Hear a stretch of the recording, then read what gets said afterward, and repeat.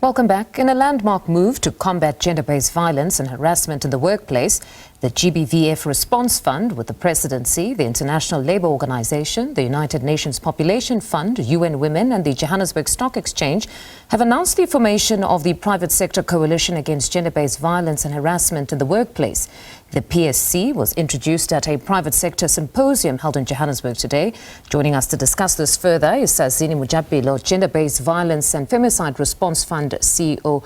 Good evening, Ms. Mojapelo. Thank you very much for joining us on The Full View. So before we get to the Private Sector Coalition and what it seeks to achieve, can we start with gender-based violence and harassment in the workplace itself? What would it look like? And I ask this because it can take many forms, where some might take very long to even realize that what they're experiencing in the workplace is in fact harassment. So what is it? So thank you very much for having me, Mfundo, and good evening to your viewers. So gender-based violence and harassment in the workplace is particularly looking at addressing all forms of violence. What we often see is when people refer to sexual harassment or physical violence, but it extends beyond that. So one of the key things we want to do with this initiative is not only create a zero-tolerance environment around violence in the world of work, but more importantly, get employees to understand that the entire spectrum of violence includes bullying, it includes psychological, mental wellness, and also the inability to conduct your job because of the state of the workplace that you're in. And that is aligned to the ILO C190 that South Africa rectified in 2022. Now that you touch on the cost to the person, just talk us through this broadly, the cost to the person who is a victim of this form of harassment or violence, but also the cost to the economy. So one of the studies that were done a few years ago by KPMG articulates the cost to the GDP to range between 28 billion to 42 billion. And if you look at that, it comes from people taking leave, the cost for attending to the health care, etc. So that in its entirety creates a very extensive impact on the economy, and the number of people are not actually able to be productive as a result. Then to the Private Sector Coalition Against Gender-Based Violence and Harassment itself. What does it seek to achieve and how will it go about doing this?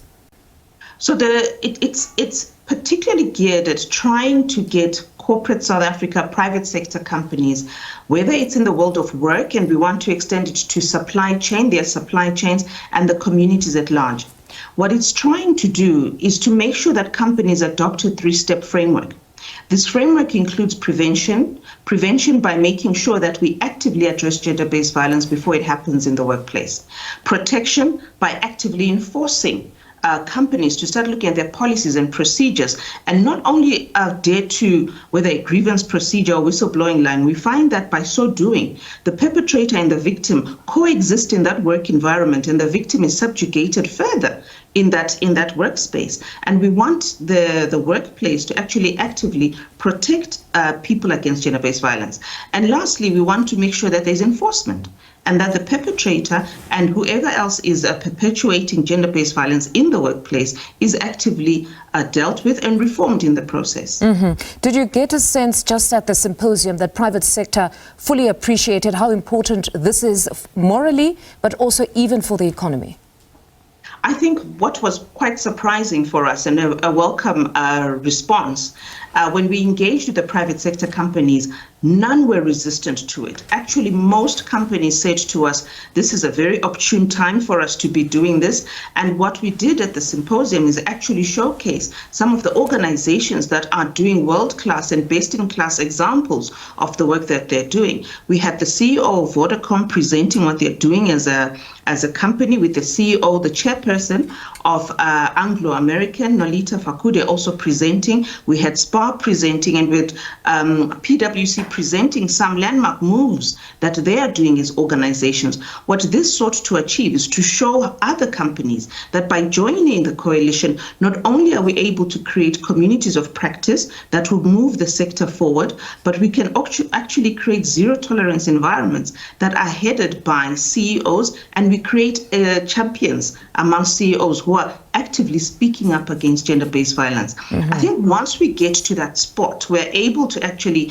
then start influencing the impact it has on the economy and the impact it has on business. No, it's honestly quite commendable that you have such big companies that would be willing to just assist in this respect, because one would have assumed that with them already making very great profit margins, that this would be the least of their concerns. They wouldn't want perhaps anything to do with PR, but clearly it's from a moral position that they want to push or support this specific agenda. But how widespread is GBVH in the workplace? What do stats show us?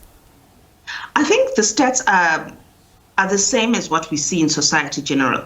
And what's important is looking at a whole of society approach. As much as I'm speaking to you now as the CEO and an employee in an organization and an employer, I'm also a mother and a sister. So when we talk about 1 in 3 women are affected by gender-based violence, it includes you and me. So one cannot take the stats and say they're only applicable in the workplace.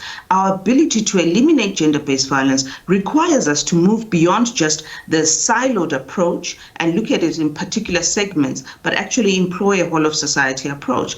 And women in the workplace are affected by gender-based violence more prevalent than the men are, their counterparts. And the perpetrators, unfortunately, continue to be men. And that is because we still find that there's a gender skew when it comes to people in power are mainly men, and the women, as much as they are more than 60% employed in the workplace, the majority of decision makers and those who are in managerial positions remain to be men. And we know that the power imbalance is a key driver that leads to gender-based violence. A very powerful observation when you say that essentially we replicate in the workplace that which we are in society. So if we talk 1 in 3 in society broadly, it's 1 in 3 in the workplace. So meaning we need to even become our sisters' keepers in the workplace and also fight for each other. And I think more importantly, an angle that we often don't think about is that post-COVID, we're working from home. And with the ILO C-190, what it means is that, and we talk about the workspace and not the 4 walls of a company. As I am working remotely, if I experience gender-based violence, is my employer liable? And the answer is yes, they are, because they have to ensure my safeguarding and my safekeeping. But most employers are not aware of that.